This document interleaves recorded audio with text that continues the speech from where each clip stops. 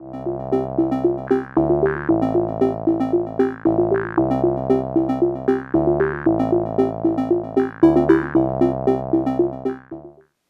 afternoon. I am pleased to offer these remarks on behalf of Southern Vermont College at the kind invitation of Provost Al DeCiccio.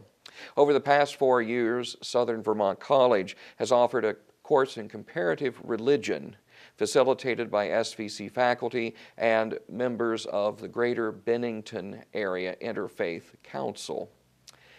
This course is a success story that I hope you will explore at your own institution. As we live in this multi-faith world and in a nation still learning how to embrace religious pluralism of its ever-diversifying citizenry, we discovered in this course at Southern Vermont College that this comparative religion course could be a place for lively discussion in the concrete rather than the abstract discussions of some models of comparative religion courses where the mere goal is to develop a mere textbook understanding of religion.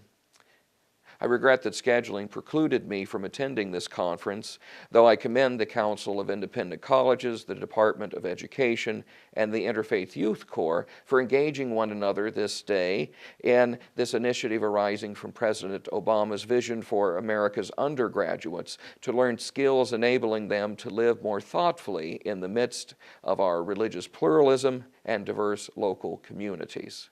Whatever a student's vocation, such sensitivity to the many faiths of the United States and in many global contexts, learning how to navigate gracefully in this manner is a long-term dividend of the many projects I'm sure arising around your table this day. Now, a little background about the interfaith movement in Bennington, Vermont. We have a very strong interfaith movement here in rural southwestern Vermont in our town of Bennington, drawing together several diverse religious constituencies, drawing them into dialogue, cooperation, and a sense of common life together. The interfaith witness of Bennington, Vermont is a treasure we celebrate.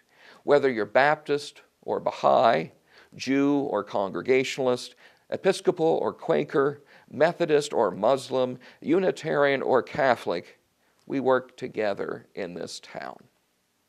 Presently, our interfaith efforts include community service programs, such as food distribution, healthcare access for the uninsured, and a food and fuel discretionary fund, as well as community learning events like the recent Martin Luther King book study that was conducted in a round-robin style among several churches and the synagogue in town, as well as an educational evening held on the civic holiday in King's honor, exploring the human rights challenges of Baha'is living in Iran and dealing with a theocratic government there.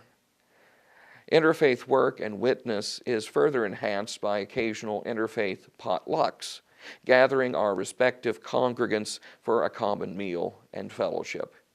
Together, we build capacity, collaboration, and community. Working with Provost DeCiccio and the humanities faculty at Southern Vermont College, individual council members have offered their time as guest lecturers in the classroom. We identify in the course planning today's most pressing issues for religion and living in this world.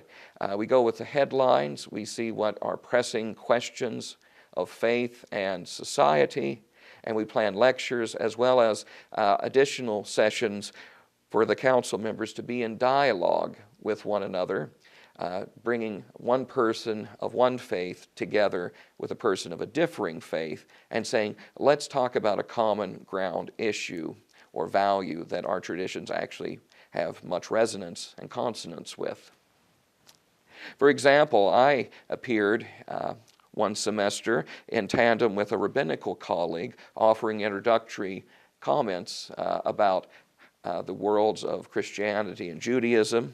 And then we spent the second hour engaging one another and the students in questions about the history of Jewish-Christian relations. Another occasion allowed me to be part of a course on prayer, where I spoke about the prayers in the Christian tradition, particularly those of the Desert Fathers and Mothers, 4th century early Christian monastics in the Egyptian desert. While in the other hour, an SVC faculty member explored prayer from his Buddhist background. Modeling a cooperative religious spirit is helpful for undergraduate students, especially those who are younger, who have lived most of their life in a post-9/11 world. And that day of 9/11 is an early formative experience for them. Students have mixed feelings about the possibility of how religion contributes to the health and well-being of humanity when such a tragic day lingers in the American psyche, let alone the years of political polarization that followed. We deal with increasing student bodies in undergraduate and graduate schools for whom religious identification is less prevalent, especially in Vermont, where 1 in 3 Vermonters list none or no spiritual tradition as their spiritual identity or preference. Indeed, many students are reflective of the demographic. Seeing diverse religious persons speaking about matters of faith and life helps to raise the awareness of the wisdom of spiritual traditions and the positive shaping influence. Attracting guest lecturers who can speak sensitively and in a non-proselytizing way is a must to encourage a classroom environment respectful of religious diversity. We encourage students to be more learned, even if they choose not to explore opportunities to practice a given faith tradition. As a local American Baptist minister, I have found the Southern Vermont College course has deepened my respect and relationships that I have with my Interfaith Council colleagues. The course has improved the overall council's collegiality and mutuality while being of assistance to our local college. Working within the academic environment is always a pleasure, especially with many students living locally. I find that I can continue classroom conversations with SVC students around town, at places of business, on the street.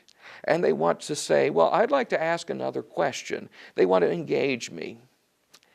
And I think that's a good sign that speaks well to the course design and planning paying off quite wonderfully. Students are thinking about questions long after the last class assignment is turned in. Most hopefully, these SVC students will be part of the ongoing, lifelong conversation we have with ourselves and others about keeping sacred values in the mix of culture and society, while also ensuring the U.S. tradition of affirming religious liberty and the freedom of conscience for all, not just a few. Thank you again for your efforts in your colleges and for listening to the good story of Southern Vermont College and the Greater Bennington Interfaith Council. Grace and peace be with you.